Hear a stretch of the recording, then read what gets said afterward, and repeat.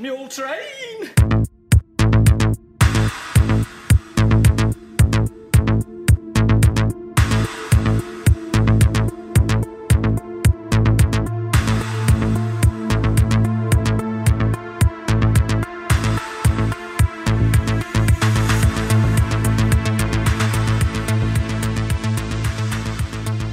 Hello, welcome to episode 137 of Chet and John's Reassuringly Finite Gaming Playlist. My name's John Denton, with me as always, Chet Roivas. Hello. You know the deal, surely you know the deal. 136 in a can, you must know the fucking deal. 2 top 10 lists, 1 being the game we played the most this week, 10 being the game we played the least. Let's do this, number 10, Chet. Okay, my number 10 is a game called Volgarr the Viking on the Xbox One. Volgarr, I think that's how I'm sure that's how you pronounce it. It's this month's free game with gold. I forgot that existed. Yeah, it's an incredibly mean side-scrolling 2D platformer, and basically I don't have time to play games like this. It's clearly very well made, but it's just far too brutal. I just don't have the time. It's one of those games that's based on failure, so it speaks volumes that I didn't outright hate it. Because I've said many times over the last few weeks, especially, that I just think that's a redundant structure now, learning through failure. But this game is just sort of problem solving that demands a little bit of dexterity as well. You're not, the floor doesn't disappear and go, hey, go back, and, psychically know that the floor is going to disappear. Blah, blah, but I mean, maybe it does go that way. But it's too difficult. I don't think it's going to be rewarding enough to justify that sort of investment of time. So I probably won't play again, but knock yourself out if you like ridiculously difficult 2D side-scrollers, know what I mean? Is that the only one on Xbox One this month? Yeah, the other two, I can't remember what the other two were. Red Faction, Guerrilla, and something that I'm not going to bother downloading, so okay. I can't remember. But, yeah. Red Faction, Guerrilla is the one on Mars. Yeah, they're all on Mars, aren't they? Yeah. But I was literally just about to say, is that the one on Mars? So I can't do shit. Okay. It's the first sort of sandbox open worldy one. Yeah, for real. All right, free game for me. My number 10 is The Hungry Horde on PlayStation Vita. I didn't know what this was. It just appeared in the PS Plus list. I didn't even remember reading it in the PS Plus update. But here it is anyway. This is a weird game. It's sort of like, it has elements of a runner, but I think it's divided into levels. I didn't really play that much of it. I've only sort of played one brief 5-10 minute chunk. You start as a few zombies running through this town and have to munch all the little people that are walking around. Everybody's got those kind of box heads. There's that kind of style you see every now and again. Munch people, they become part of your zombie horde. You keep going. You can split your zombie horde with by pushing both sticks away. So you have to solve occasionally quick puzzles, seemingly only based around having a bunch of zombies on one pressure plate and a bunch on another pressure plate. Push them all together and they form a line to get through a gap.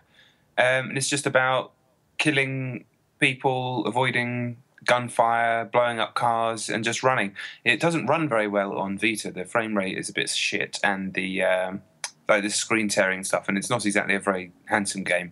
But it seemed it's quite a cool idea. It was like, I played, the first level cleared, and it was about 5-10 minutes or something like that. I wasn't hugely interested in continuing, but that's only because there are some excellent games on the service this month, and I decided to jump onto those instead. But I'll give it another go, definitely. It came out of nowhere. I don't know where it came from, really. Never heard of it, but kind of a cool idea. Definitely. It feels like it should be a phone game because it does some of the 3-star thing, and I think it wholesale borrows the fonts from Angry Birds for some reason, even though the game's nothing like Angry Birds. But I don't think you could play it on a phone, or maybe it's from the phone, and I'm talking shit. Maybe everyone's like, that's on the phone, mate. So, The Hungry Horde. The Hungry Horde? I thought you said horse. No, that would be something else. Yeah, I was waiting for a mention of a horse, but apparently not. Okay, all right. So it's not cross-buy. It's just on Vita. As far as I'm aware, yeah. All right, The Hungry Horde. Never mind. Okay, my number 9. I don't know if it's on your list. It's Titanfall. It is not. No. Okay, well, it should have been way higher on my list, but I have nothing to add. There's not much more that we can say about Titanfall. There really is not much more. There is, though, a very robust community on Xbox One. A couple of people I know are kind of sceptical about jumping on board so late, but there is consistently people playing Titanfall on Xbox One. Yeah, it's not tens of thousands of people or anything, and sometimes in like CTF only lobbies, for example, the crowds can get down to double figures occasionally, but you can always find a game in any mode that you want, regardless. But yeah, it's Titanfall. Been playing more Frontier Defense mode, and it's still thoroughly excellent. We did play on a map the other day though that had, during the final wave, 28 Nuke Titans holding in at the end. I thought 20 was the maximum, but it's 28 on a couple of maps it seems, and that's just impossible. Well, it's not impossible, but I do like the fact that there's a bit of a hill to climb with that mode. And it does definitely run better than it did. I think every time that they've updated it, the game's performed better on that console. I agree with that. But yeah, Titanfall's amazing. That's it.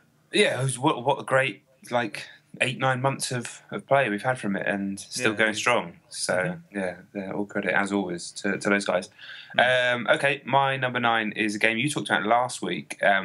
It would technically be a bit higher on my list, but I don't have anything to add to what you said really. It's MX versus ATV Supercross. Weirdly, I was asked to review it.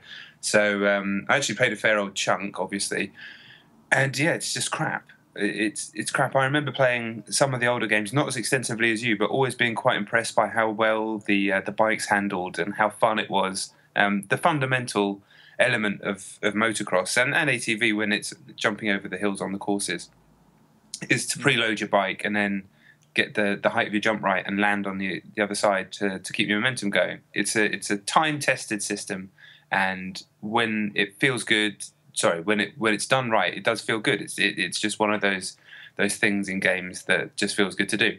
And the reflex system where you're moving the rider with the upright stick, there's no feedback to it. You can't really tell. The animation's terrible. It's not really there though. That's the thing. Yeah. It says in the menu, "Hey, rider reflex on the right stick," but it doesn't. It feels completely digital, like it's on or off. Like there's no. It's not like even Trials where you can shift the weight ever so slightly using the stick. It feels like it's almost could be done on a D-pad. Yeah. The more I played, it's ugly as hell. It's kind of just ropey. The career mode, like you said, is a joke. It's just a series of tracks which go on forever. And it's definitely not as good as the MXGP game that came out earlier this year and has just come out on PS4, in fact, and looks a lot nicer on PS4, obviously, which itself is no masterpiece, but the physics is just way, way, way better. And it should be fun. It's way more fun to ride a scrambler bike in GTA than it is to play MX versus ATV. Way more fun. Whereas the MXGP game at least feels like you're stepping up from the physics of GTA, even though it's more fun to just razz about on the desert in GTA. But you know what I mean? You know what I'm saying? Yeah. A real terrible disappointment. Apparently it's made by Rainbow Studios, who made the previous games. But didn't they used to be owned by THQ? So yeah, maybe the tea lady bought the name, and it's just her playing away. Because it really is a terrible game. Did you like the variety in the tracks? Oh my god, I know. It's motocross, so what are you going to do? But the thing that really made me laugh actually about those tracks is that all of them are so out of proportion that the stadiums... I was looking at some of the stadiums, I was just like, you could not fit the entire population of the United States of America in here. It's like I'm sitting in the most gigantic coliseum in history. But previous motocross games had actual tracks in them. They didn't all look the same. There's hardly anything to differentiate between any of them. They're all just a load of brown. It's very true. It's very true. And yeah, it's just rubbish, really. The ATV didn't feel really much different from the motocross bike. I don't even know why I'm still talking about it. Yeah. It's a real shame. But what can you do? It's just, it should have been free to play. If they were going to release it in that state, it shouldn't charging for it and then asking for microtransactions, etc. Blah blah blah. Yeah, it's rubbish. Okay, my number 8. I don't know if this is on your list as well. It's Evolve, the big alpha. It's actually not. No, although I have played it obviously this week.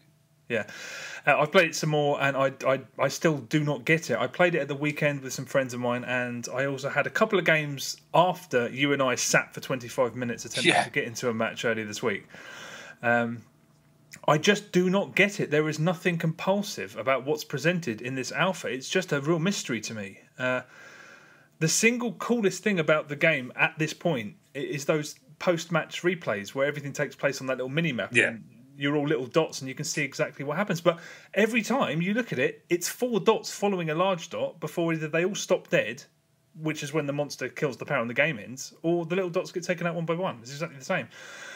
And the thing about looking at those environments from above like that is, I start thinking, maybe we could strategize. We can move around here, or someone could sort of head, but if you want to strategize properly, you have to split up. And if you run into the monster on your own, you're dead. That's the whole point. And if the trapper disappears somewhere and then traps it in the dome and says, "Hey, come quick," by the time they get there, the dome's vanished. I don't know how they can fix it. Honestly, even when you play and some noob is the monster, it's just absolutely not satisfying because the combat is just wishy-washy and I don't like the way it looks. I mean, it's too murky. If this wasn't a game about a band of cartoon characters chasing down a monster and it was somehow realistic, I might like the sort of drab realism of it, but I don't want to be in that world particularly. It's very, very dark and unpleasant to be in.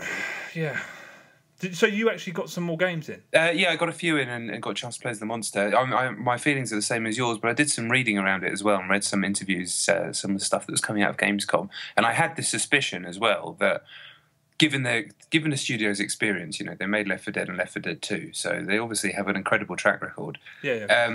It feels like maybe this is a situation where they've been playtesting it to death in their studio, but this is just complete conjecture and speculation on my part.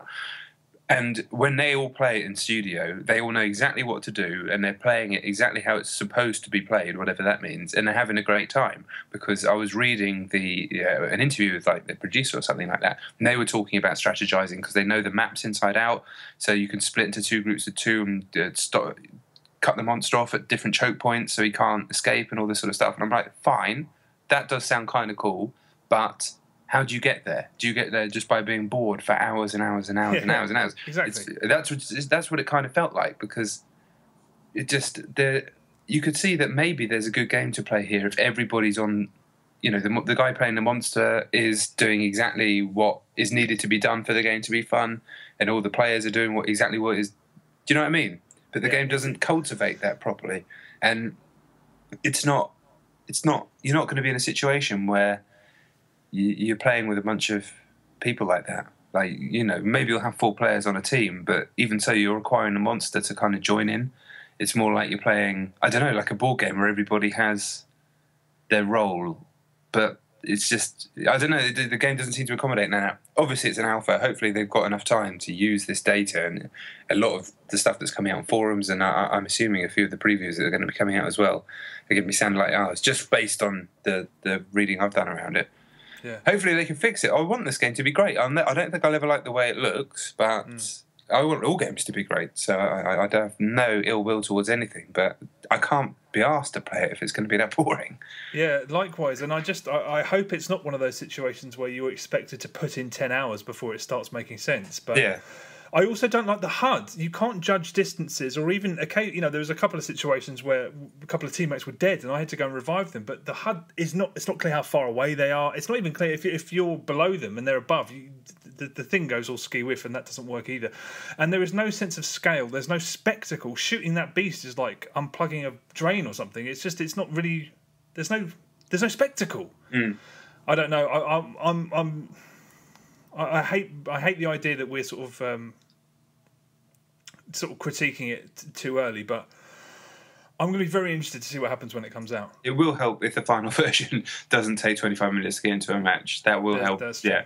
So I mean, I'll definitely play it when it comes out and give it another go for sure. But yeah, definitely. It's just based on what I've read, which is all the major forums and Twitter searches and stuff. The vast majority of opinion out there is very similar to ours, very similar. But then said that one chap really liked it, who listened to our show and made the video. So like I said, I want it to be good. It's not. We're not like that. So yeah, I looked at the Evolve Reddit page, and there's just people there going, "Oh, I missed this already. When will it come back? I can't wait until February." It's like, wow, all right.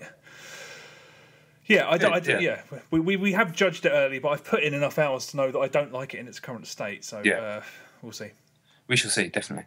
One game that is easy to say I don't like and will never like is my number 8. It's Falling Skies, the game on Xbox 360, a game that appears out of nowhere. I don't know why it exists. This is some of the listeners might know what Falling Skies is. It's a TV show. It stars Doctor someone from ER. I think it was Noah or something like that. I don't know if you ever watched ER. You'd recognise his face. Okay. I think his real name might be Noah. I don't know. You recognise his face. And it's some sci-fi. It's like a sci-fi version of Homefront, basically. Earth's been invaded by aliens, but it's more like about the humans and living in a camp, and they've been occupied, seemingly. It looks crap. I'd never watch it. The game itself, you'd think a tie-in game for a TV show about aliens is going to be a shooter.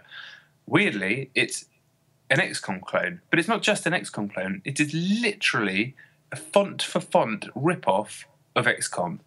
Every single element of XCOM, from the little shield on the cover to the way when you take a shot, the exact shape and colour of the reticule, to the little slow motion thing that you get when you get a kill, to the way the boxes are drawn around the menu items, is from XCOM. It is unbelievable. It's completely shameless. However, it's nowhere near as good as XCOM. In fact, it's pretty damn shit. All it basically does is highlight. It's the same game, and you're playing it, and I'm like, why is this shit? And XCOM is amazing. I couldn't really work it out, apart from the fact that the enemy AI, the enemies look exactly the same as the XCOM enemies as well. So you're talking about Enemy Unknown, right? Yes, Enemy Unknown. Okay, yeah. right. Not the old one. Yeah. Yeah, it's the exact same game, but it just highlights how good XCOM is somehow. XCOM has moments of like incredible unscripted drama in every single mission. You get attached to these characters that are just basically avatars. This has all those systems, but none of them work at all. They're just, you don't give a fuck. All the characters are annoying.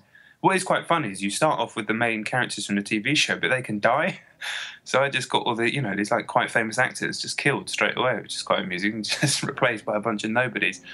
I can't see many licensed games just letting you kill all the talent within one round. Yeah. But there's nothing to recommend, because the enemy AI it's so bad that it's almost impossible to create a strategy, because it's impossible to predict what they're going to do, apart from the fact they're probably just going to run a bit near you with no recognition of any of the positions of the rest of your team. So they'll just run up to one guy that they see where all the rest of your team are just facing him, and they just blast him. It's rubbish. And the maps themselves are so cluttered, full of trees and junk, that you can't see what you're doing, really. It's just crap. I don't know why it exists. Fair enough, if you're going to rip off a game like XCOM. That's at least an interesting take, but it's just rubbish. And it's so shameless. It's so shameless. That's the thing. That's why it's hard to even faintly praise, just because you can't rip off the boxes around the menus and the fonts. I don't know. Why does it exist? Who developed it? Again, Taurus Games, and it's published by... Hold on, what are they called? There it is. Here's the box. Little Orbit, that major publisher. Little Orbit? Little Orbit, yeah. Okay. Which is... Little Orbit Europe is in London, apparently. Okay. So the back of the box is amazing. It's a blurry picture of an alien. And then just the worst screenshots you've ever seen. Is it online? No, it's just one player. Oh, okay. That's a shame. Yeah. I'm going to sesh that shit up. Okay. All right. That's out now, isn't it? It is out now. It's actually been out for, I think, actually since the end of September, weirdly. But I was asked to review it again. Yeah, I didn't go out and buy this game. Don't get me wrong. Okay. All right. Well, I'll stay away anyway. Yes. My number 7, I have a feeling, is probably on your list. Destiny. Yeah, it's my number 6, but I didn't really have much to say about it. No, neither do I. This is the problem. I didn't want to include this, but I have played rather a lot of it, so I had no choice. But yeah, I've played it quite a bit as usual and done some terrific strikes with some friends. There's not much else to say. It's superb. Although a listener did get in touch on Twitter in the week to correct me, because last week I said that it was really annoying that the public events were random, but they're not random at all. There's this Destiny Timers app, which is unbelievably handy. You can download it on iOS. I'm pretty sure it's on Android as well. And it just has a load of timers counting down in real time alongside the locations of these public events. So if you want to, you can structure your sessions around them. Yeah. Which is really cool. I mean, they don't always happen, so it's a bit of a gamble anyway. It's not guaranteed to take place, but I don't think it'd be fun to run around chasing them. But if you're faffing around grinding for bounties and stuff, it's just really cool to be able to check the schedule and say, oh, something's coming up, let's just go over there and nab it. So yeah, download the app. I'm amazed that my two friends who are unbelievably obsessed with Destiny, one of them just took 2 days off to play it some more at the beginning of the week because he's doing not strikes, what are they called? You know, the raid. The raid. Yeah. He found some randoms to do that with, and it involved him taking 2 days off work. They didn't even know that this app existed, which I thought was amazing. But, so yeah, it's called the Destiny Timers app. So download it. It's incredibly handy. Yeah, I can see how that would be both useful and sort of strip a little bit of the magic out of it. But sometimes I don't. It feels like cheating, but good cheating. Yeah, all right. Well, that was kind of my only point that I wanted to make about Destiny. I've hit level 21 now, in fact, and obviously you get into that end game grind where you're doing very specific things to try and get new gear, which is largely random. And I just I never want to get to the position where I'm playing this game and not enjoying it in order to level up, because that is, for me, completely pointless.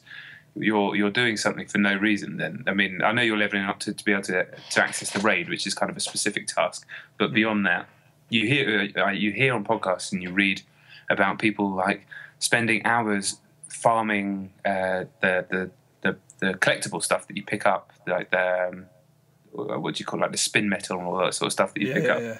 And I just think, why are you doing that? And we played a strike last night, and it wasn't. At the beginning, we kind of wanted to do it because we thought we'd get some items and shit, but by the end of the strike, it was very, very hard. It was the daily, I think it was like the weekly heroic. I don't know what it was. It doesn't matter what it was. Yeah. But by the end of it, it was the boss on one of the Venus strikes, and just utter heroism. That's the only way I can describe it. How me and Matt, who I was playing with, the things that happened. Like one guy went down, and somehow the other person would clear out like 15 goblins with the pulse rifle with a tiny sliver of health and rescue him, and then split up and take out the boss. And honestly, I felt physically tired afterwards. And I'm not one for saying that video games are physically tiring, because they're not generally, but I generally felt drained afterwards. And I thought and afterwards I didn't even get a fucking blue drop or anything. I didn't get anything. But I thought, well, I can't care. So it'd be daft of me to just play the game to try and get these blue things. That's what the game's about. And the rest of it's just a bonus. Yes, I want to be able to level up to get the raid, but I'm sure I'll get there. But apart from that, it's madness to me how obsessed some people get with a number. Yeah, it does strike me as kind of similar to the way people go after achievements sometimes. I was literally just about to say that. Yeah, it's weird because the compulsion overtakes the actual enjoyment. Yeah, I mean, our friend Zeno, like I said, he took 2 days off work and he just sat there, and before he did these raids, he was just grinding and grinding and grinding. And I just thought, I know he's not enjoying it, but it's that compulsion that's sort of, it's a weird one. I don't know. Bungie can't think that that's a bad thing, that people are that grabbed, but. No, I don't. When the principal enjoyment is not why you're playing it. It's very, I plenty of people get sucked into those compulsion loops and all sorts. Yeah, I know. Of things. They do. Yeah, I know. It's a weird one because I just don't want to. No, neither do I. But I like to think I wouldn't at this point. Yeah. I don't think anything would. Just the desire to progress. I don't think that would. I can't say. It's a mystery to me.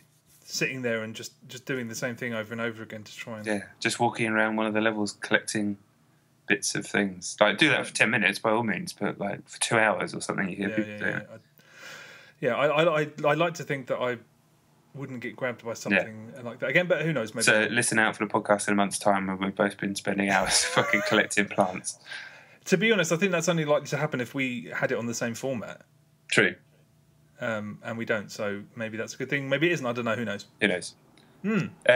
So I'm confused now. That was your 7. Okay, my 7. Let's just call Destiny my 7. So go on to your next one. Otherwise, I'm going to get confused. Okay. My number 6 then is 3 games. It's FIFA 15, Towerfall, Ascension, and Fluster Cluck, because me and a friend tried out SharePlay on our PlayStation 4s. When it worked, it was simply amazing. I just thought, what a thing to develop, what a thing to create. I just thought, I'm so happy that Sony have done this, and I hope that a few years down the line we're going to be using SharePlay 2.0 and it's going to work perfectly. Annoyingly, my internet, I think it was my internet, it may have been my friend's, just kept screwing things over for me and disconnecting. But yeah, I think it's an excellent path for Sony to be going down. But yeah, first of all, we tried Pro Evo 2015 and that was locked, which is understandable because it's not out yet. So then we tried FIFA 15 and he has it on his PlayStation, so I jumped onto his PlayStation. And it went between, over the course of 5 minutes, working stunningly well, to me trying to play a grainy 360p YouTube video with quite a bit of button delay, and it was just, and it kept disconnecting, and I kept reconnecting, and I was like, ugh. So then we tried Towerfall Ascension, which was on my PlayStation, and Fraser said it worked perfectly. He said it might as well have been on his PlayStation. But he is somebody who literally doesn't play indie games. He's one of those people that only plays AAA games. Right. So me attempting to explain it to him and him attempting to find fun in it was just, I knew there was no bloody point. So I tried a few other things. We tried to play split screen on Call of Duty Advanced Warfare because he had that, and that didn't work. It's actually been reported today that it's completely locked out, SharePlay from Advanced Warfare on I saw that. Yeah. And then just because we were completely out of options, we had a crack at Fluster Cluck, which is a game I spoke about a few weeks ago. It's an absolutely appalling PSN game, but it worked faultlessly. But the game is beyond lame. So, that was it. It was a bit of an amazing technology, but it just didn't really work. And we ended up playing some... we didn't really play games, that's the problem. But I'm going to play SharePlay again at some point. It's an amazing thing. Yeah, I want to tighten up my connection and try it again, really, because it definitely worked. But I was reading on our app replies, when we mentioned it last week, someone was saying that it worked perfectly for them, and they've got their one wired in.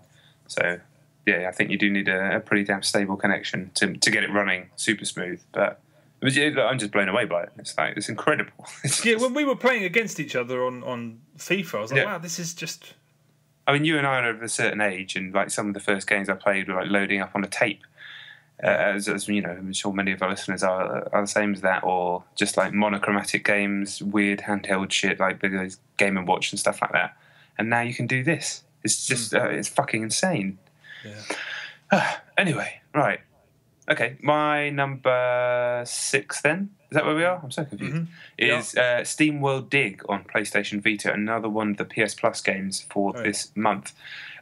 This has been out on the 3DS for ages, and I believe it's been out on the PS4 for a little while as well, but I'd heard great things about it. People have been recommending it to me for ages on 3DS, but it's like 12 quid or something, and I didn't want to take the gamble on something that looked a bit like Minecraft.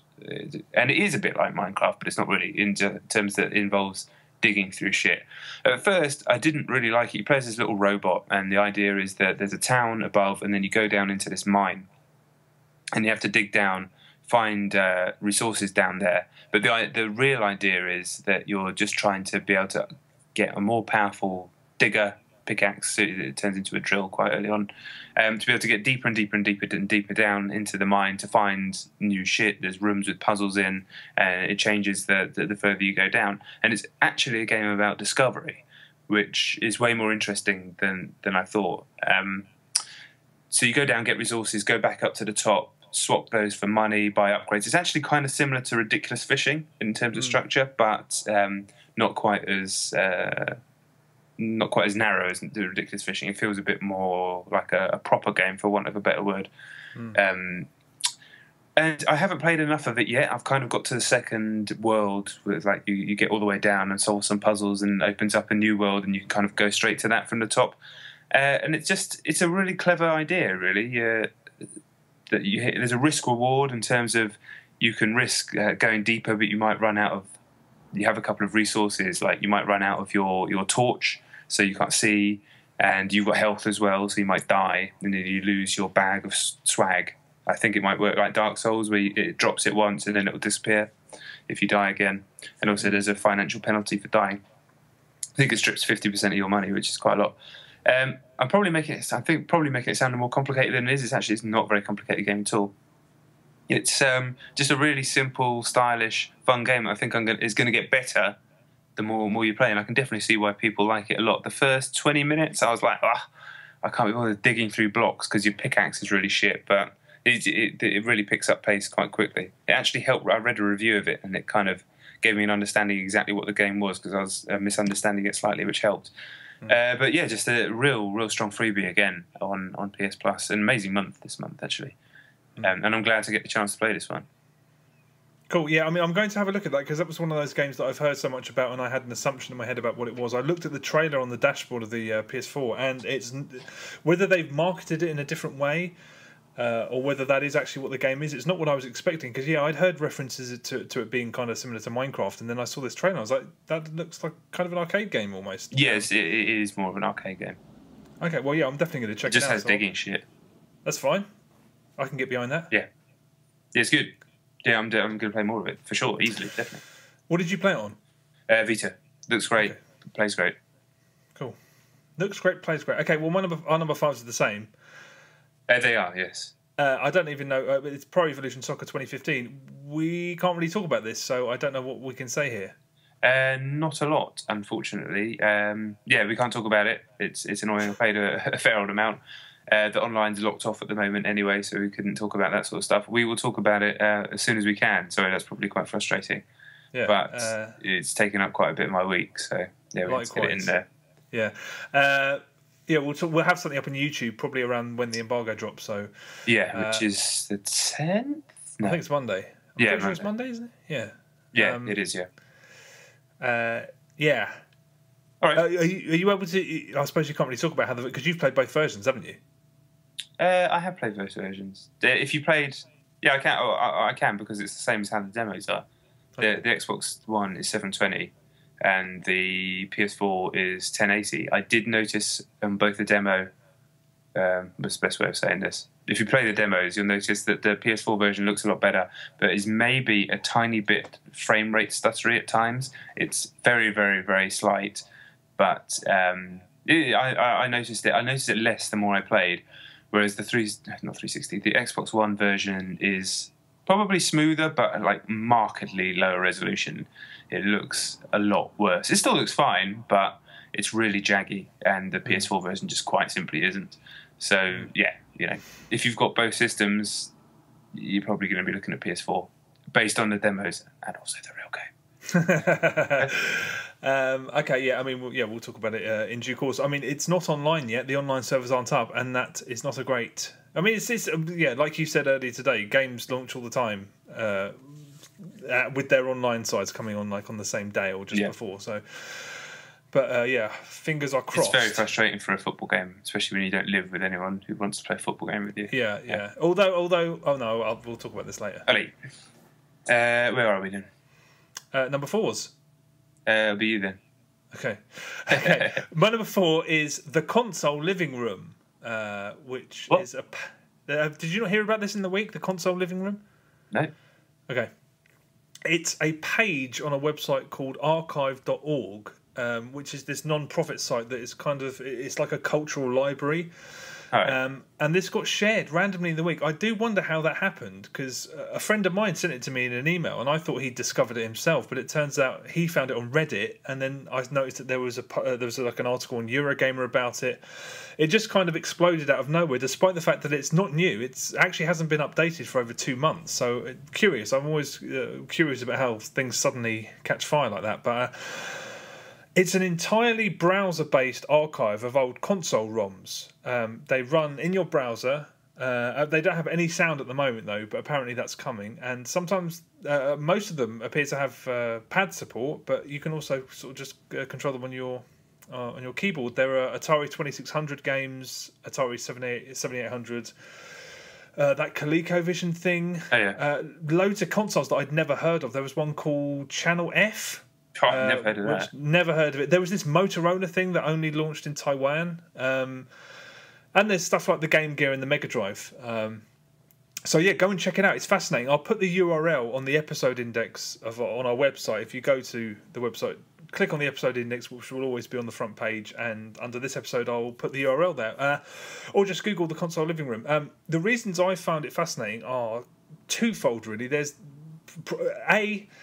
there's this Atari 2600 game, this NASA simulator game that I played when I was a kid that apparently never existed, and I'm determined to hunt it down, and hopefully I will do shortly because the list of games is reasonably hefty. So I'm hoping it's going to appear there. And B, there are Amstrad GX4000 ROMs. Do you remember the Amstrad GX4000? I don't know.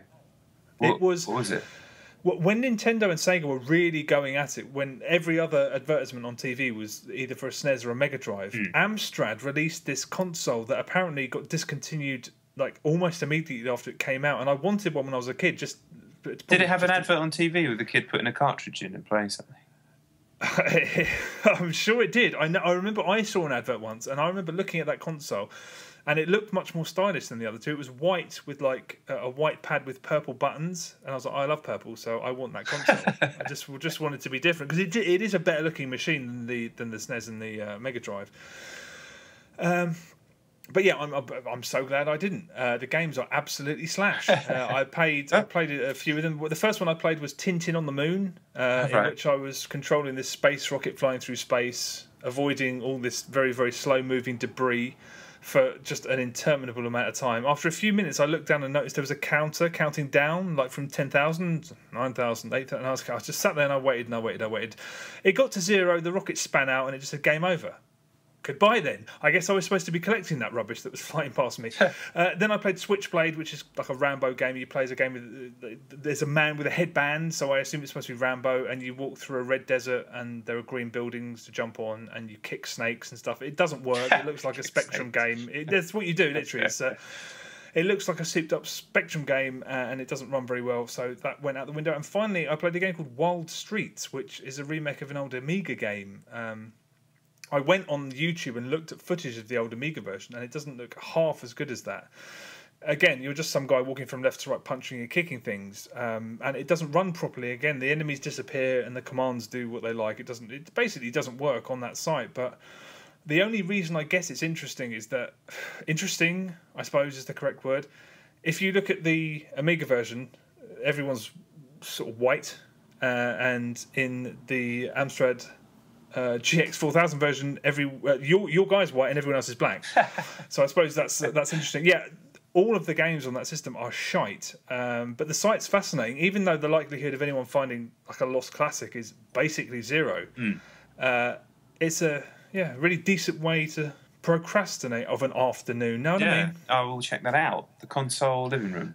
On archive.org, yeah, it's really interesting. There's so many ROMs on there. I mean, there's not. I'm pretty sure they don't have like Sonic the Hedgehog and like really big Sega franchises on the Sega consoles, but you'll find some fascinating stuff on there, definitely. That's cool. I'm definitely checking that out, obviously. All right, my number 4, I believe, might be on your list. It's Fantasia. It's my number 3, yeah. All right, Music Disney Fantasia. What's it called? Fantasia. Disney's Fantasia Music Evolved, I think. Beautiful. Okay, so this kind of crept up. I think it came out either 1 week or 2 weeks ago. I've been keeping an eye on it the whole time because it's a harmonics game, and I felt terrible for harmonics when Microsoft decided to discontinue the Kinect as a bundle because they've been working on this thing for years, and you could just imagine how crestfallen they were when they're like, because it's a weird game. It's a weird game. Like, what's the best way to describe it? At a fundamental point, it's a game about basically being a conductor. It's a rhythm action game, obviously, and the kind of interactions that you're asked to do are stuff that you could probably imagine at a basic level. Swiping your hands, punching forwards. There's little things where you sort of have to punch and then move slowly, matching a little sparkly thing on screen.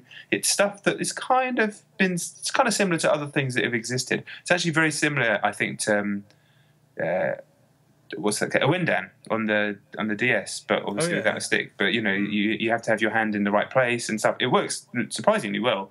I barely had any issues with the technology at all, and I'd say only some because I was deciding to sit on a slightly weird chair and it was losing my hand a little bit. I think if you stood up, you'd have no problem at all. But what's really fascinating about this game is that after the first few levels where it's teaching you the very basics, you unlock the ability to start remixing the tracks, and that's basically what the game's all about. Right, how best to describe this? So, say you've got a track like "Message in a Bottle" by the Police. That's the one you played twice quite early on. The first time you play it, normal tune, play along. It's quite good fun. Good song. Second time, you unlock the ability to remix it. Now, every track in the game has 2 remixes and the original, but at this point, you only have 1 remix, which is this weird kind of almost orchestral remix of the song. So, at certain points in the song, you will get the ability to it will sort of divide the song. What's the best way to describe it? You'll get the ability to choose the remix or to choose one of the instruments from the original.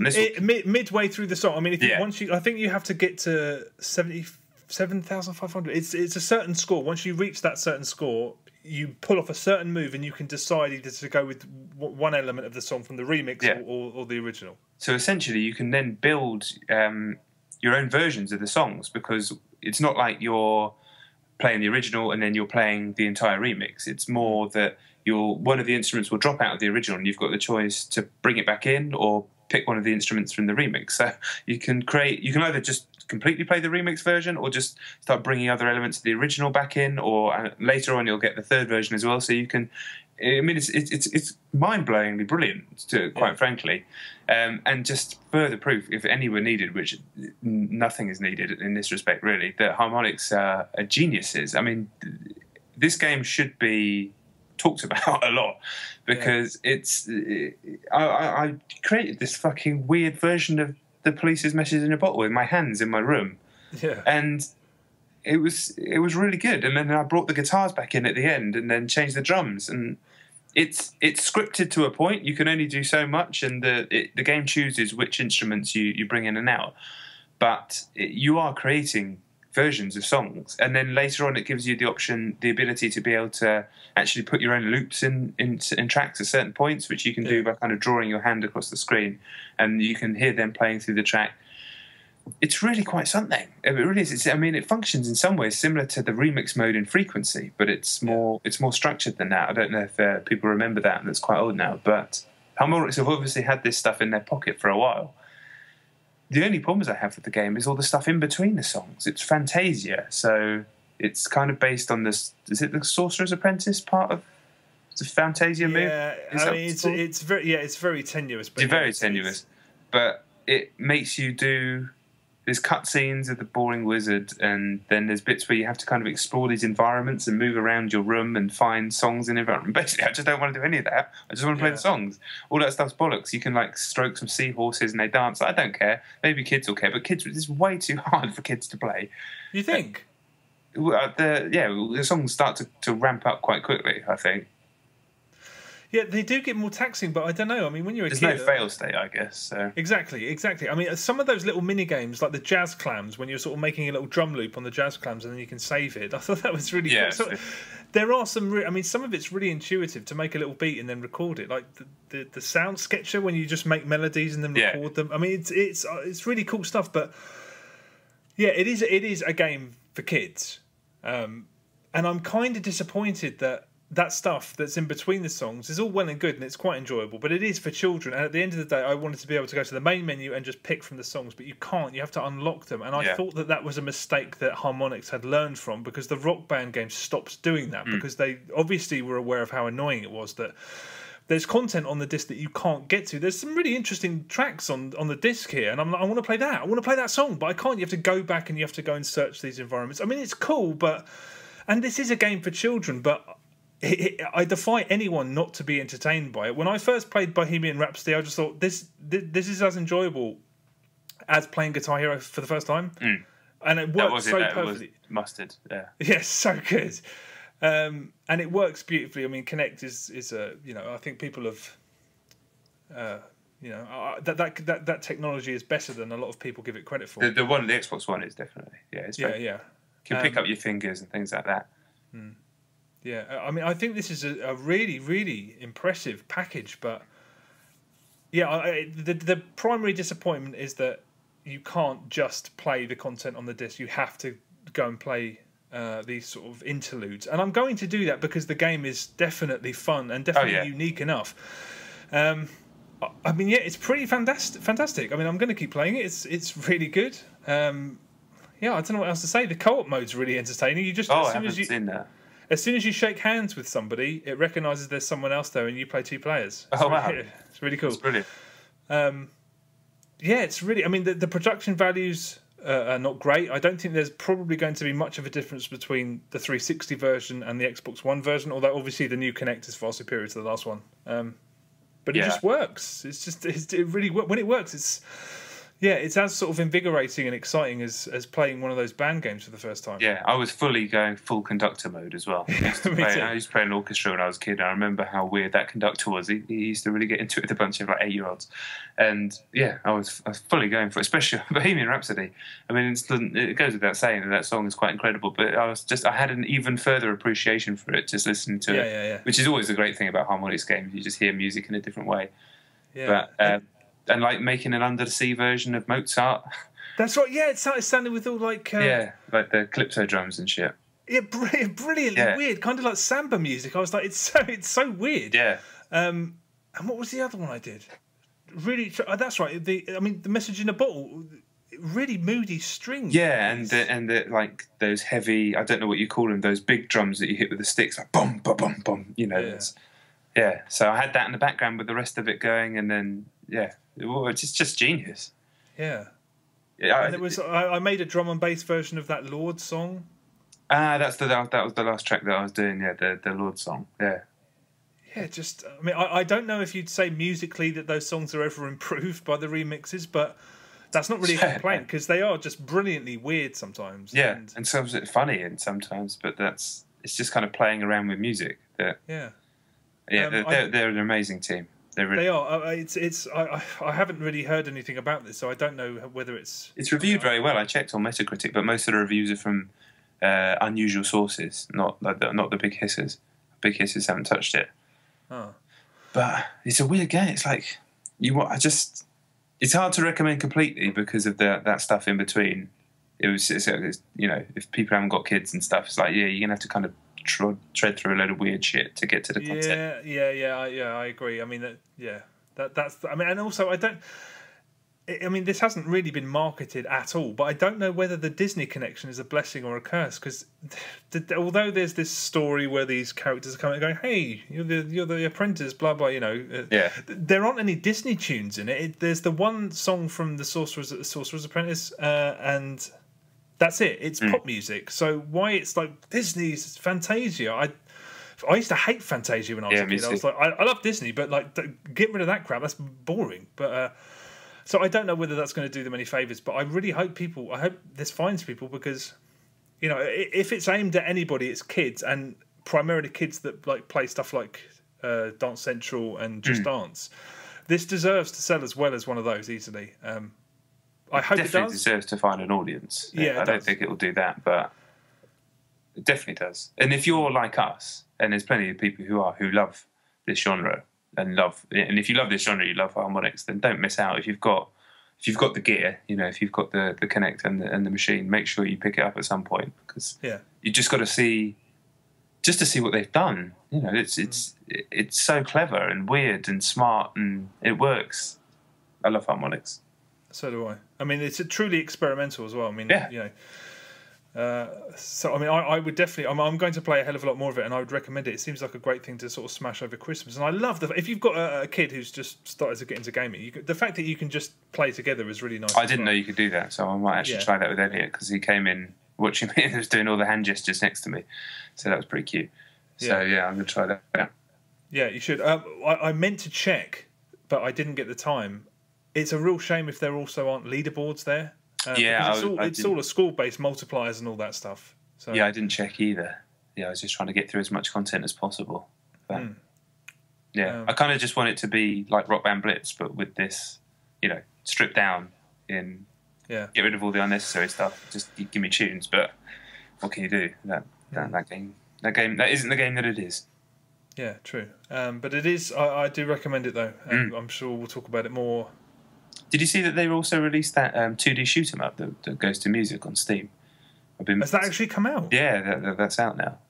How much are they charging for it? I think it's like 10, 12 quid or something like that. I've been meaning to get hold of it, but yeah, I thought that was like a long time away. I didn't really. They only announced it in like the summer, so I thought it was coming out like next year. Yeah, no, it came out. It's out there. It reviewed quite well. I definitely want to play it. If it's harmonics, I'll have. Hopefully, there's a Mac version. If there isn't, I'll have to find some way of playing it. But hopefully, it'll find its way to consoles at some point. Yeah. All right. Well, that was my number 3. So okay, my number 3 is Call of Duty, but I'm guessing that is your higher somewhere. It is my number 1. Yeah. Okay. Well, let's do it all then. Okay. All right. Well, in that case, my number 2 is Sunset Overdrive on the Xbox One. You haven't played this yet? I have it sitting there looking at me, but no, I haven't even opened it yet. I haven't had time. Okay. Well, Sunset Overdrive gets off to an absolutely terrible start. The first 2 hours or so are so weary and so in your face, aggravating that at one point I just wanted to stop playing it. But I'm really glad that I stuck to my guns, because while it is profoundly unoriginal, and the tone is akin to being violently assaulted by the most annoying person who has ever lived. It's extraordinarily entertaining, and the longer it goes on, the better it gets. The more the combat's embellished, the better it gets. The longer the story goes on, the less annoying it gets. No, that's bullshit. It gets more and more annoying, if anything. But anyway, it recovers so well from such an appalling start that it's hard not to admire it, really. It's a mixture of, amongst many things, it's a bit of Dead Rising, a bit of Tony Hawk, there's a bit of Saints Row in there, and a sort of tiny smattering of Burnout Paradise in the online. Okay. But if it reminded me of anything, it was Tony Hawk's Project 8. The online certainly, but the way that the world is structured and some of the tasks that you perform, and just the instantly gratifying nature of the trick system, because once you've unlocked all of the tricks and the moves, you can easily just entertain yourself by dicking around on one rooftop, you know. Okay. And the plot... I've seen a few videos. You're grinding around. It's like Jet Set Radio, kind of grinding around the environment. So I can't believe I didn't think... Yeah, that's the reference that everyone else makes. I always forget. Jet Set Radio, yeah, it's very similar to that. It's very sort of inspired by that. You're primarily sort of grinding around rooftops and high wires and stuff like that around this city. Shooting stuff in the world. Shooting enemies, and in addition to that, when you're not grinding on something, you're bouncing on things, because cars send you shooting up into the air, and everything involves multipliers and those... So you're just basically trying to keep everything going. Okay. But yeah, I mean, the story is just not worth mentioning. There's some energy drink turns people into zombies. There's characters in it called fucking, what was his name? Troop Master Brill Cream or something? Because, like, hey, the people who made this game are crazy. The humour really is a problem, because it's not humour. It's just loud and in your face. But it's so completely lacking in actual gags. It really is like being elbowed in the ribs by Colin Hunt every few seconds. I know we invoke Colin Hunt way too much on this programme, but no other reference will do. When I picture Insomniac Games now, I just picture a sea of frizzy redheads sat there. What's also weird is that I have no idea who the hell this is aimed at. I have no idea. Because the tone is aggressively kind of puppyish, desperate to be loved. And so after a little while, I thought, okay, this is for kids. There's nothing wrong with that. It's just for really young kids. But then there's profanity shoehorned in, and many of the characters are just like high school stereotypes. I was like, what is this? Who do they picture sitting down to play this? And then it hit me in the face. I know who would absolutely love this game. Colin Hunt. This is Colin Hunt's favourite game. Anyway, all that stuff is to be ignored. But to be frank, if it's too much for some people, and I know it has been, and they have to bail, I totally understand. It's really, really full on, and it's not a great thing. But for me, if the party's good enough, I'll stay, even if Colin Hunt is there being a complete twat the whole time. But yeah, the game's about building and maintaining a style meter and killing enemies, grinding, killing enemies while grinding, bouncing on things, killing enemies while bouncing on things, and chaining all of those things together. And like I said, if you can't grind on it, you can bounce on it. Jumping on a car or a bin, you're flinging it around all over the place. You can just grind on walls and barriers and blah, blah, blah. Primarily, it's power lines, though. You're above the city quite a lot. And actually, the reason why the beginning is so unthrilling is because the tricks that really allow you to chain things together aren't available. So you're not really doing amazing stuff at the very beginning. And here's another thing. the game has what's basically a maze of upgrade systems and different currencies, and it's all explained so fleetingly, almost contentiously, that I was spun out in a really, really bad way. It's like, do X to get amps. Amps give you boosts. Find collectibles. Earn badges. Badges unlock Overdrive. And I was like, what? It sounds Why? like Destiny, but Colin Hunt telling you how it works. But it's like, hey, here's this. This works something great. And you're like, what was that? I don't really understand. And it took me hours until I actually got... Because in the end, it just works the way all games do. It makes perfect sense after 5 minutes. It's not complicated at all. But the way they explain it is like, fuck off. Just X, Y, Z, X, Y, Z, blah, blah, blah. And it's just... It's another reason that the game starts really badly. And also another thing that it doesn't explain to you is that you can't get on the ground. Enemies annihilate you so quickly when you're on the ground. Because, at first you're just grinding around, you're jumping on things, and you think, oh, I'll jump down, get a few shots off. But you're set upon so quickly. And your health bar goes, and you're done. You basically... but again, it's annoying because you're not told that. You just think that you're playing the game wrong or you need to grind for more upgrades or whatever. But... Right.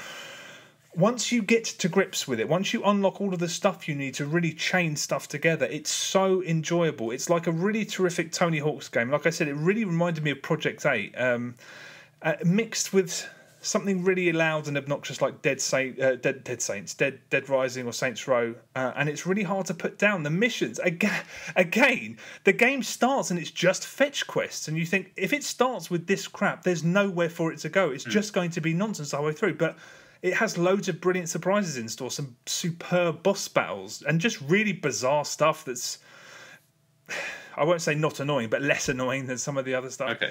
And a technical marvel. I haven't heard people talking about this, but I couldn't believe the Xbox One was handling some of the stuff I saw, because when you're attacking what looks like hundreds of enemies, and they're exploding into all this orange goo, and you're above grinding along like a power cable or something, and the rest of the city is in the distance in detail. It's visually stunning. I mean, the art style's not inventive or interesting. I don't think Insomniac make particularly interesting games visually, but technically it is amazing, frequently amazing. But yeah, I mean, it's filled with infuriating faults that it basically irons out over the first 3 or 4 hours, and after that it's pretty great. I've heard almost everything I've heard about this game has basically said that. Very, very similar. That starts badly, gets way better. Yeah, I was genuinely close to throwing in the towel. I just thought life's too short for me to put up with Colin Hunt punching me in the stomach. But oh god, it's really good, and multiplayer is insane. Multiplayer is like Need for Speed Most Wanted or Burnout Paradise or Project 8 with 8-10 players buzzing around the city. Hey, quick, go here, do this, go collect. You're doing all of this stuff, and it just runs fine. Like with all of this carnage going on, all of these players, it's mental. The multiplayer. So it's not just like team deathmatch and stuff. No. It's often cooperative stuff. There'll be some stuff where you say, hey, quick, race here. Like in Need for Speed Most Wanted, race to this place and then go and pick up a certain number of collectibles. So and so wins, and then you go there, and then you have to defend. A lot of it's like Horde stuff. But the craziness of the Horde scenarios, because you set traps as well, because it's part of the campaign. You constantly sort of have these siege scenarios where you set these ridiculous traps. Okay. And it's just, I mean, the multiplayer is a blast. I wish I knew 7 people. I'm pretty sure it's 8 players per match. It might be more than that. It might be 12. But the multiplayer is really good as well. So it's, yeah, I really, really like it. Like it? Well, no, I love it. But I mean, I also just wish it would shut up. Yeah. I'm definitely going to get some in next week. Yeah, for sure. And if you play multiplayer, yeah. I mean, the thing is, it's like any kind of Tony Hawk game or any kind of game where there's a trick system. You have to sort of blend them all together, and at first you're not given the tools you need. Right. So, I mean, that's kind of expected, but I don't know. For some reason, in this, it just didn't feel right. It felt like you were. It didn't feel organic that you weren't having the pieces of the puzzle. You're just sort of there thinking, is this what the game is? Because this is not really that fun.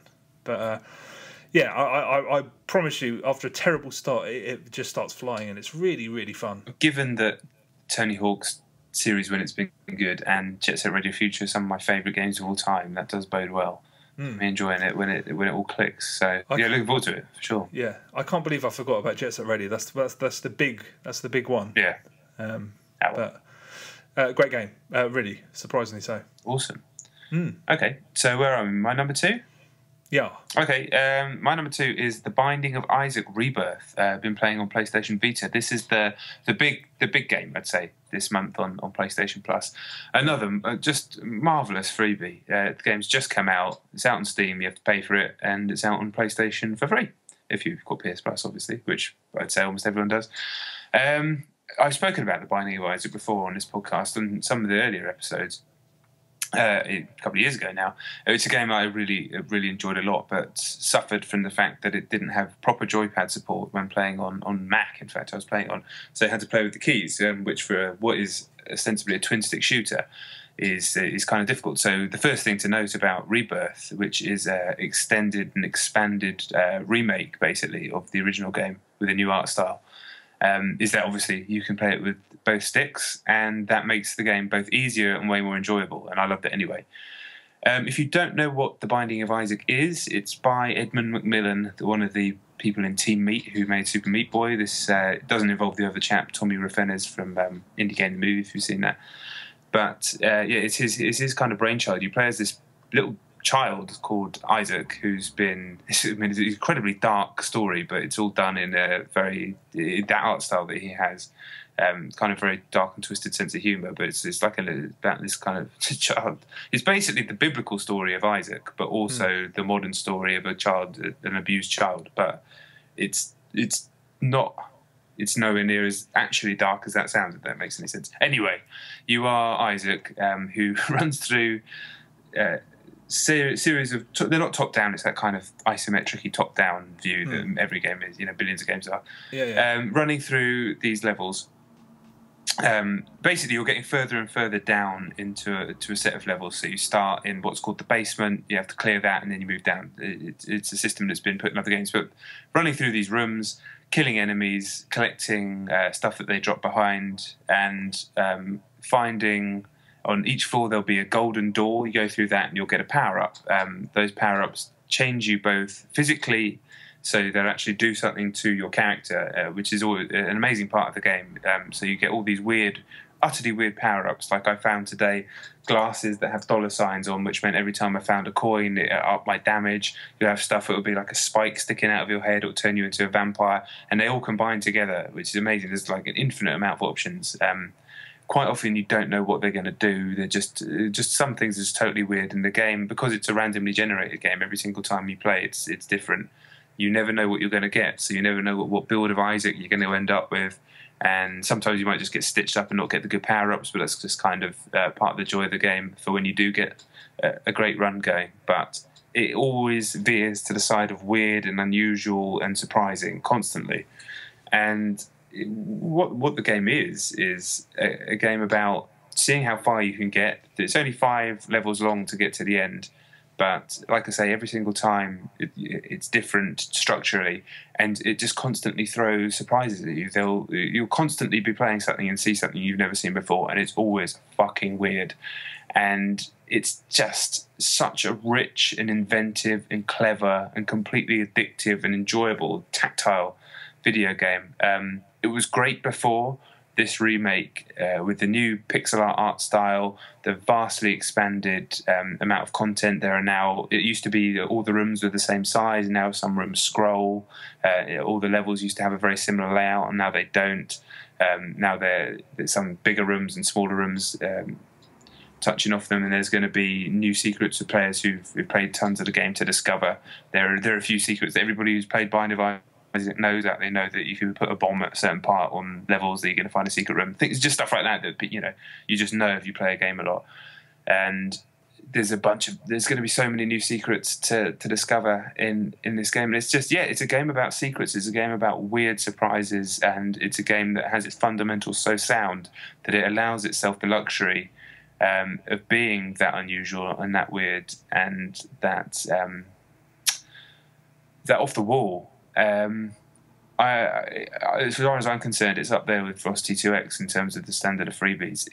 But it's also weirdly the antithesis of Velocity 2X. That is a game that's designed to within an inch of its pixelated life. Every single atom of Velocity 2X has been put there deliberately for a purpose.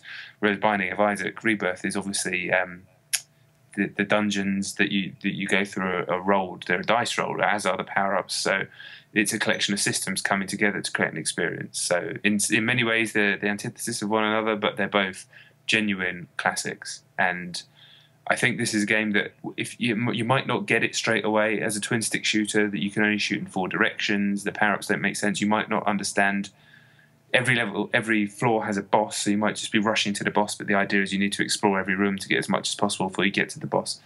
There's a kind of flow to the game that you pick up reasonably quickly. I mean, really, probably not longer than an hour, but I think some people might just be put off because they don't understand the depth of the game. They might think it's just a very, very simple twin-stick shooter, but there's the reason why millions of people love this game, and that's because it's a masterpiece. It just is. And this isn't... what an incredible remake.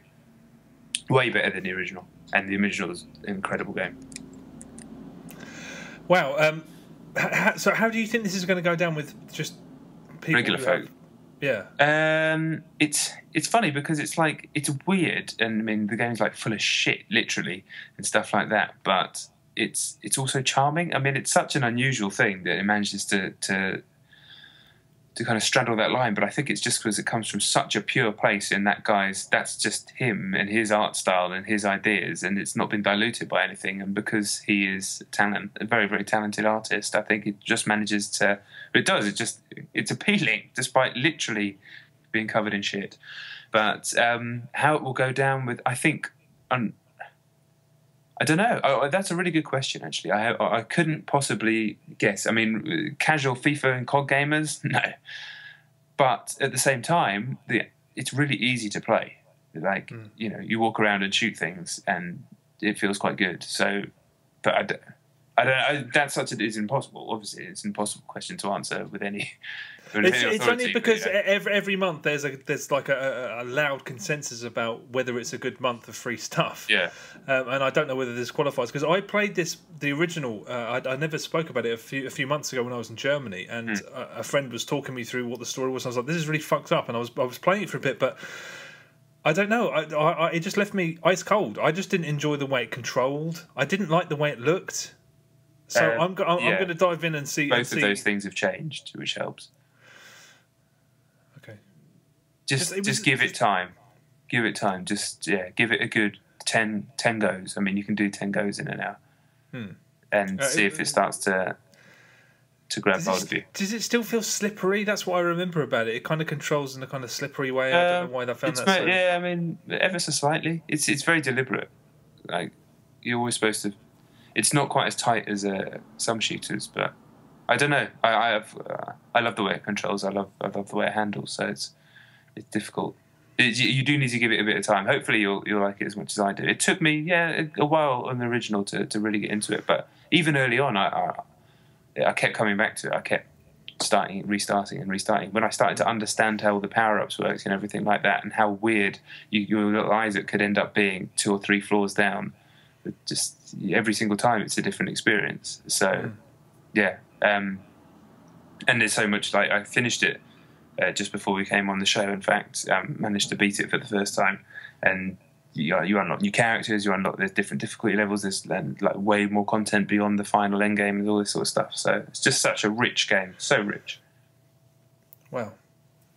Okay, you might fucking hate it. I don't know. Well, I'm literally my those observations I just made were literally somebody thrust a pad into my hand, hungover, and I was just like, that's probably. I'll definitely play it after hearing all that. But it sounds like a wicked freebie. It's an amazing freebie. What was I going to ask you about it? My brain doesn't work anymore. Never mind. I guess we'll just. Fuck. Oh, yeah, I think it's gone. I can't remember what it was. It was something to do with the game The Binding of Isaac. Oh, my God, that's going to drive me fucking insane. I had it there, ready, and I was just about to ask you, and then it's fucking gone. Shit. It might come to you as you start speaking about something else. Oh, I'm going to have to let it go, yeah. Never mind. Fuck. Okay, well, I'll play that, definitely. Yeah, do. Oh, that's what I was going to ask. It's not even that interesting. I just would love to know the story behind the fact that this was originally going to be an Xbox Live Arcade game, and now Sony... I have no idea. I guess just deals under the table or whatever, or not under the table, just business deals, I guess. But yeah, it was supposed to be an Xbox 360 game. I think it was due to be in one of the summers of arcade, but I've been waiting to pay for this game for like nearly 2 years, I think, since they announced it. I just wanted to play it on a joypad. I was like, if they just released that original game and I can play it on a pad, because you couldn't on my Mac version. You needed something called Joy to key, and I couldn't get it to work. But they did so much more with it, so much more, and it looks way better with the pixel art than it did with the Flash, because it was a Flash done in Flash before, and that's what it. Yeah, it reminded me of Alien Hominid. Yeah, it looks shitty now. It looks nice. It looks cool now. Okay, good. All right. Well, his art's just it's fantastic. Meat Boy and all that sort of stuff. You know. Yeah, I mean, you can't argue with that. I was in the wrong place at the wrong time, and you can't hung over someone else's house. Not the game for that. No. Yeah, you need a good hour on your own. Okay, cool. All right. Well, no, my number one's the same as the game you mentioned earlier. Call of Duty: Advanced Warfare. Do you want to go then? Sure, that's fine. I have played the first few chapters of the single player and a good few games of the multiplayer. So I didn't feel like I was in a position to really give judgments on the game. I must say that what I played of the single player made me feel a bit sleepy. I love Kevin Spacey, so anytime he was on screen, I was enjoying it because he's basically playing Frank Underwood from House of Cards, but a more action movie version of him. So pantomime, you might say. Pantomime version of him's fine, but Frank Underwood's pretty pantomime anyway. I don't know if you've seen House of Cards. I have, but I mean, I suppose you've only just played a few missions, so Kevin Spacey hasn't brought out the ham yet, because believe you me, he brings out the ham. And that's fine, though. That's fine. I've got no problem with that. I have no problem with it. Yeah. It's just... well, I'll talk about it. Yeah, for sure. It was kind of sending me to sleep a little bit. The mission that I got to is the one where you're jumping across cars on the highway. Very, very cool spectacle, but the gameplay. I mean, it was not a game. You're just pressing a button. Yeah. So and the shooting snappy and all that sort of stuff. I'll continue. I'm enjoying it. I'm very tired today. I'm very sleepy, so that doesn't help. It felt like I would enjoy this way more if I was about 2 to 3 beers in. I think I would be having quite a lot of fun if I was slightly drunk and just switched my brain off and was playing it nice and loud rather than sort of trying to keep my eyes open. Anyway, but switched to the multiplayer and just loved it pretty much straight away. I played it at Gamescom, and obviously you now have the exosuit, which allows you to double jump and sort of swoosh left and right like kind of like a Titan in Titanfall. That stuff was really heavy in the Gamescom build that I played. It was incredibly loud when you did the double jump, and it shook the screen, and it was really off-putting. And there was a delay in the dash stuff. That all that stuff smoothed out loads in the final version, and it just felt like somewhere between Call of Duty and with a bit of Halo, tiny bit of Titanfall, really crisp, sharp. Was doing quite well from the off. The amount of unlocks and stuff was utterly baffling, so I couldn't even get my head around all of that stuff. This huge screen with like a million options that none of it made much sense. But that's kind of where I am at the moment. I haven't played a great deal. I mean, technically, like Pairs, Destiny, I played Falling Skies at MXDTV. I've actually technically played those games this week way more than COD, but it just made sense to do it like this. But I think you're the man to really, really talk us through it because you play so much more. I've done loads of multiplayer and I finished the campaign. I am very much baffled by the positive reception that there's been to the campaign, because I think this is tied with Call of Duty 3 for the weakest Call of Duty campaign ever. Wow. And that means that I preferred Call of Duty Ghosts, and I really did. People, many of whom admit freely that they don't actually play these games, make cracks every year about how these games are on rails. And they are hugely linear, but the best ones do some pretty cool things within that framework. And this is the most linear campaign imaginable. What's really weird about that is that the multiplayer is so excellent and it feels so fresh that the fact that the campaign isn't used as a training ground for multi is just, very, very odd. The plot is less interesting than it's ever been. Nobody ever plays these games for the story, but here's the story. There's a bad guy. That's it. That's the plot. Kevin Spacey was interviewed in The Guardian this week, and he sounded kind of happy, like enthusiastic even, about being a part of this. And I've got to believe that he did that through gritted teeth, because he's a man known and renowned for his love and understanding of good drama. And his character in this goes from being a sort of kind of eager to please grieving father figure type to Dr. Evil in about an hour. And, you know, the scene where he's standing in front of the UN Security Council is pure pantomime. I mean, that's just, I was laughing at that bit. Just, and it's fun. Yeah, I'm with you. That's totally fine. My problem with Advanced Warfare is that it falls between two stools. It's kind of not quite a hark back to the serious and very, very harsh Modern Warfare 1, but it's never as amped up and stupid as the more recent Call of Duties. It's just stupid but serious, and that's not a really great combination. Even Ghosts, which was really dour and serious for 90% of its running time, rewarded everyone at the end with that bit where you were literally floating around in space shooting at AK-47 wielding astronauts. Yeah. Advanced Warfare has nothing that wacky, nothing that stupid, and nothing that enjoyable, I have to say. I think there are two good bits. There's a bit where you're led around the Atlas HQ with Kevin Spacey. That's really dazzling. It really feels like it's ripped out of a movie, and it feels like proper next gen. I played on Xbox One, and then there's the bit on the freeway, which not original, not brilliant or anything, but well structured and offers up some spectacle that isn't elsewhere in the campaign. But it's the lack of flexibility that's just completely crippling. You walk somewhere, you shoot some guys, you press X to do some kind of superhero maneuver, whether it's use a grappling hook or deploy a cloak or whatever. You have to follow that. Experimentation is just not allowed. And the exosuit is so good in multiplayer, and you're allowed to experiment with all sorts of different tricks and kits.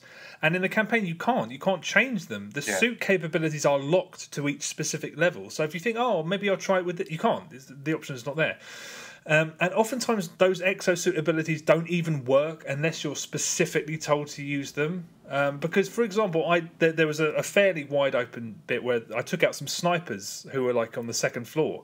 And I thought, oh, I'll use my boost jump to get up there, use their spots and take out a few guys. But you can't. Invisible walls there. Yeah.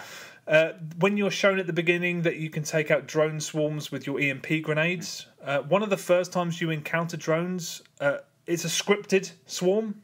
So I was throwing my EMP grenades at them, and they did nothing. I was like, why have I just been told how to do something? And then a real mystery. The grappling hook is a deadly weapon, but you have no choice but to wait for this big button prompt to come up. I don't get it. It's the most conservative, least challenging, and just least imaginative Call of Duty campaign imaginable. Every environment in the game looks like either a holiday resort or a Bond villain's lair. It's just boring. Everything, the jet plane bit, there's always a bit where you're flying something. It's far less good than the one in Call of Duty Ghosts. And the coolest thing in the game are the threat grenades. I assume you use those quite early. Yeah, so you toss one into a crowd and enemies showing up in blinding red, even through cover. I mean, they're ridiculous things, but it makes the combat more interesting and it just looks cool. But I think in an attempt, I suspect, to get people to use those grenades, there's almost nothing to differentiate between the enemies you're shooting at and the guys you're fighting alongside. Everyone is just wearing black combat gear. So when I was running out of those threat grenades in a couple of there's an interminable bit on a bridge that just seems to go on forever. But once I run out of those grenades, I'd have to aim down the sights at everyone just in case I shot one of my own guys. Because their names don't automatically show up anymore like they did in the old COD games. You have to look at them for like a half second and then they flash up in green. It says who they are. But yeah, I was really underwhelmed by the COD camp. I like these games every year. I've played every single one on or before launch day every year for since Call of Duty 2. But this is up there with the weakest, and that's a real shame. But the multiplayer is so good that it saves the package and makes it worthwhile on its own. It feels play tested in ways that past COD games haven't. I mean, they're doctored and tinkered with all year round, but it's been a long time since the first Black Ops, where I've put the disc in and thought this feels like it just feels play tested in ways that something like Titanfall did. And for all of the things that it steals, it still feels like Call of Duty. And yeah, I love it. Once you find your exosuit perk, you're laughing, because you can have like a stim, which is very similar to the one you have in Titanfall. You can have a cloak, which I suppose you'd probably say is perhaps a nod to Crysis, or also Titanfall as well. But the exosuit perk that really did me proud was the shield that you have, the instantly deployable shield, because I'm not as quick on the draw as I used to be, so I was just getting massacred. But now you whip the shield up, take a clip, drop it, shoot the guy. The pick 13 system is sort of borrowed from the pick 10 in Black Ops 2. It's so much more flexible. I mean, you can literally ditch all of one thing. You can have, you can fill up on perks, or you can completely ditch. Oh, it's really flexible. At first, you think that there's too much scope here for it to be exploited, but after a few hours, I was just like, I think they've really nailed this. It's really good, and uplink mode is unbelievably good. Did you? I take it you didn't get a chance to do that. I have played uplink mode in the Gamescom. Yeah, we had a good few games of that, so it's worth explaining what it is. Well, I suppose you just call it a basketball sort of variant, maybe. Yeah. It kind of reminds me of Oddball a little bit in that the ball's a deadly weapon, but the pace of it and the teamwork required. I don't know how really hardcore COD players are going to get into this, because you can always be a lone wolf in Call of Duty. That's part of the appeal for some people. But in this, it's literally you press left trigger, you'll fling it to another player in view, and you press right trigger and you throw it into basically a basket on either end. But the pace of the game is, it's hilarious, and it's really, it's one of the best game modes they've ever brought to a COD game, I think. Yeah, I loved what I played of that. We were playing against a team of pro players, so we were getting massacred. But just grabbing the ball. I love the thing you can. An enemy approaches, you chuck the ball at the enemy, they can't help but catch it, and you shoot them in the head and grab the ball again. That's pretty much consistently hilarious. Yeah. And then you can dunk it for 2 points or throw it through for 1, or is it the other way around? I think I'm pretty sure you throw it, you get more. I think that's right, actually. Yeah. Seemed like it was just right for tournament play, but it's not right for esports because it's probably not precise enough. Which is a shame. But I loved that mode. I thought it was great. Even the brief amount that I played, so I'm looking forward to playing more of that. I literally the multi I kind of liked when I played it at Gamescom, but it didn't feel that nice. What I played today felt just really, really good. Like I could actually see myself getting into it. It was fun, and it brought back memories of playing Black Ops, and that was really. I played a bit of Black Ops too, but the first Black Ops was the one that really. We've talked about this plenty. That really hooked us all in our group, and it is fun to shoot people in Call of Duty. It just is. It always has been. People love it. There's a reason for that, and I was enjoying it more so than in ages. Like scooting out round a corner, jumping up. But there's just it's not as good as Titanfall, but what is? Exactly. No, that's true. But I was. Absolutely. I think this is really tremendous. The maps are really, really solid as well. Universally strong. My favourite one was, I think it was called Retreat, which is like this oriental resort on a hillside. And there are loads, it's constantly different tiers of levels. And a lot of it is sort of glass walkways that when we were playing Uplink, people kept just shooting those out, so sort of stopping your ability to get high up. It's a really, really solid package. There's more maps than I think have launched with a COD. I might be wrong on that, but it seems like, because I played them all concurrently, I didn't realise how many there was until I actually sat down and played it. But and there's those new supply drops, which are kind of like Battlefield battle packs, where you just earn random kit, and you can either use it or you can sort of sell it for XP, exchange it. Yeah, because there's loot now, isn't there? That's right, exactly. Yeah. And you can utilise it, or you can sort of use it to boost your XP. I think they've done an absolutely stunning job this year. I think it's worth buying, even despite the fact that the campaign is a complete washout as far as I'm concerned. But once you've figured out you've got your exosuit perk that works for you, and you need the fact that there's 10 custom loadouts is really handy, because you need different loadouts for all the different game types, and it's. I just think it's terrific. The multiplayer really is genuinely good. I'm going to be playing it until Christmas at least. I'm looking forward to getting stuck in for sure. Probably at least get through one prestigious worth. I can feel it straight away. Just good fun, and it wasn't driving me crazy, which the last couple have. That's what I mean. It feels like it was ready to go when it was ready. Yeah, there was just getting hammered by people. I think the fact that there's different movement as well has helped mix things up from those who are so entrenched in the game that have such a head start straight away. Maybe the matchmaking's better, I don't know, but yeah. And I like the fact that the boosters are so noisy, so like if you can hear people behind you, you can immediately move to cover or immediately sort of adapt. It's really, I don't know, it seems like every problem that I occasionally have with Call of Duty games, they've kind of ironed out some of that stuff. So, and the thing that I always hate about games like this, and Titanfall allows you to get around this with the stim is getting shot from behind and not being able to turn around quick enough, and just that. I don't know why, it just always happens to me. But you can also get around this in COD as well with the exosuit. You can kind of jump and then boost backwards to get behind them if you're feeling particularly clever, or just like quickly boost around the corner or use your stim or whatever. So just giving you options. In it's never fun to get shot in the back. There's only so much you can do about it really. But the fact that there are now options in some of these games is a big thing. Destiny, you kind of boost up in the air a little bit. That helps as well. So it's nice to see that these games are trying some different things. Yeah, I mean, I'm gonna rattle through the rest of the campaign as well. So maybe I'll get something more out of it, because I remember I have enjoyed some of them more than you have. Like the first Black Ops, I enjoyed the campaign, and I remember you didn't enjoy that one so much. So we shall see. But I mean, I preferred it to this. I mean, I think even when they're okay, they're enjoyable.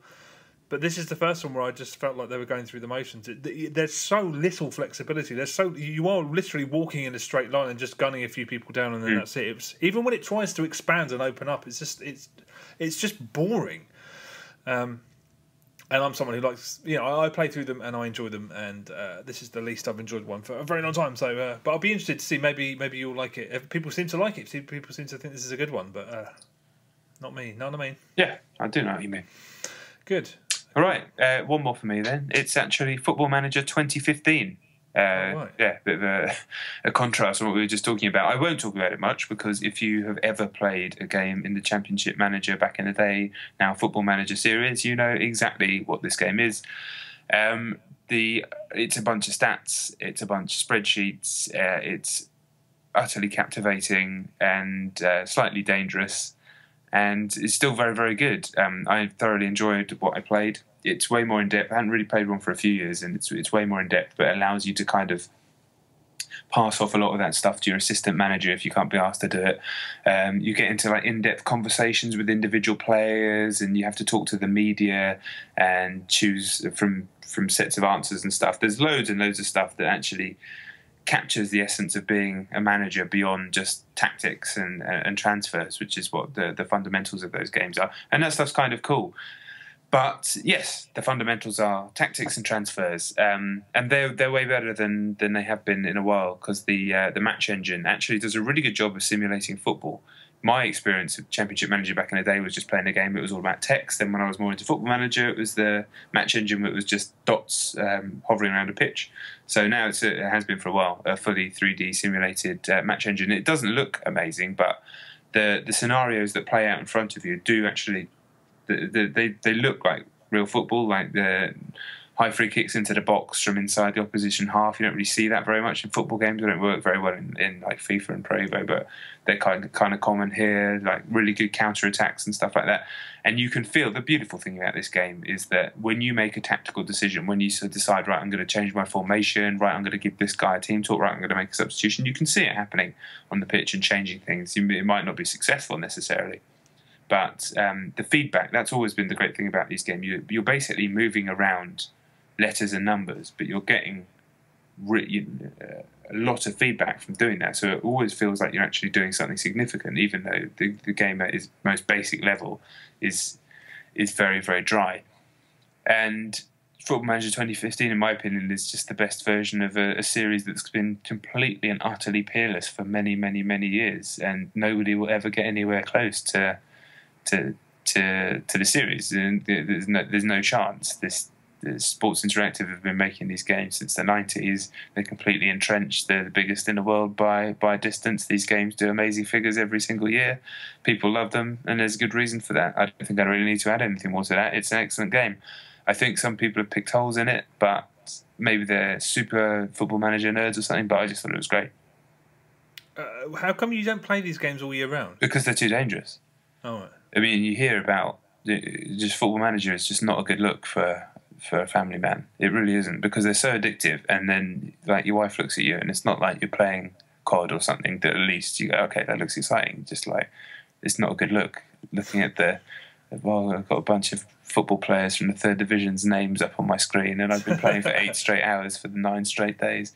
It's way too easy to play. That's the problem with it, because it doesn't exhaust you at all. It's It's you know, there's only so much you can play a shooter really before you start to get a bit, you know, fuzzy-eyed, headachy. You know, I remember when you and I played Halo 2 for like 10 hours straight many years ago, and I went to bed and nearly died. Football Manager, you can just play it forever. It's the same as looking at your work, but it's just fun. And it does this amazing thing, and it always has done, where it's almost like a fruit machine, I guess, but kind of not. But it consistently, I should say, doles out just enough to keep you on the treadmill, you know, to keep you on the hamster wheel or whatever. It always veers you towards success, but then brings you crashing back down to earth. But then just gives you a few breadcrumbs, a few morsels of success again. So you keep going and keep going and keep going, and eventually your team will probably end up as the best team in Europe. But it can take a long time to get there. It's just it's a fucking dangerous game. The Championship Manager Widow has been a phenomenon for 20 years. Is that like a phrase? I've never heard that. Yeah. And the Football Manager Widow. Yeah, it's like a thing. I mean, people cite it as reasons in divorce. I think that's kind of urban legend. But I know people in real life whose wives are fucking pissed off with their husband's addictions to this game. Wow. Okay. Well, yeah, I have dabbled, but I mean, as someone who's not massively interested in football, you need to know football, really. Yeah, that sounded like I was Brent, but I didn't mean it like that. But it wouldn't appeal to someone who doesn't really like football. Why have they not brought it out on iOS devices? They have. Oh, it's on phones now. Oh yeah, massive on phones. So it's not the full. It's a stripped down version, but it's still really good. It doesn't have the full 3D match engine, but it's like got all the database, and it's still the same game. Does it still come out? I was going to say, does it still come out on PSP? Obviously not. Have they ever tried to bring it to Vita? I think the latest one's on Vita. Not this one, but the one before that. I'm pretty sure it is. Oh, yeah, okay. They chuck it out on anything they can. Yeah, I suppose it would work on like the console. They've done it on consoles a little while ago. I'm pretty sure they did Football Managers on the 360. In fact, they definitely did, but they haven't done one for a while. I guess it just wasn't. People weren't buying them, I guess, but yeah. Are EA still doing those FIFA Manager games? No, they just rolled it into the main game now. Oh, of course, yeah, right, all right. But it's night and day. It's not, yeah, it's not the same thing, no. Exactly. Okay, all right, cool. Well, that's us done. Thank you very much for listening. As usual, check out the usual schnitzel, the Twitter at John Denton, at Chet Roy, at Chet and John's Facebook. There's a Facebook page, and we're on YouTube at www.youtube.com/. Chet and John, just type Chet and John into YouTube and then you'll laugh, and there's stuff on there. Know what I mean? Did you know, you won't know this, but I'm going to tell people that Facebook, you get a bunch of, you make a page, you get a bunch of likes, right? And it used to be that you would send something out and everybody who liked your page would be able to see that. And then that started to decline. Now, do you know what the percentage is? It's probably not for our thing because we don't have enough likes, but for a big page, let's say, you know, like a big brand or something like that, do you know what the percentage of people that see something you post up unless you pay for it? No. Under 2% of your likes. What? Yeah, under 2%. It's like 1.8 or something. But so you have to pay to boost the post and promote it. And even then, it's like you pay a fortune if you're a huge brand just to get it to all the people that have liked your page.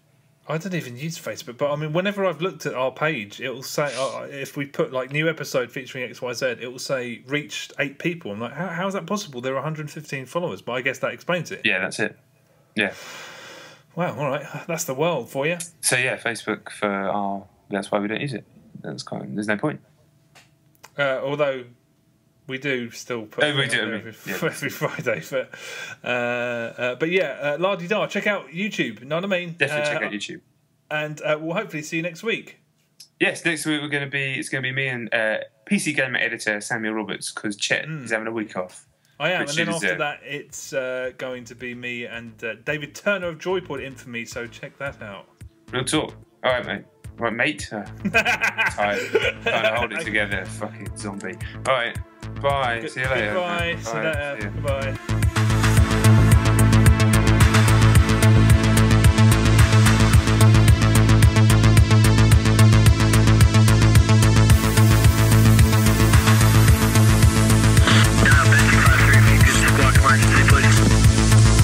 You got that spike you want me to duck? Yeah, I got it. I don't know if that's such a good idea, is it? I don't know.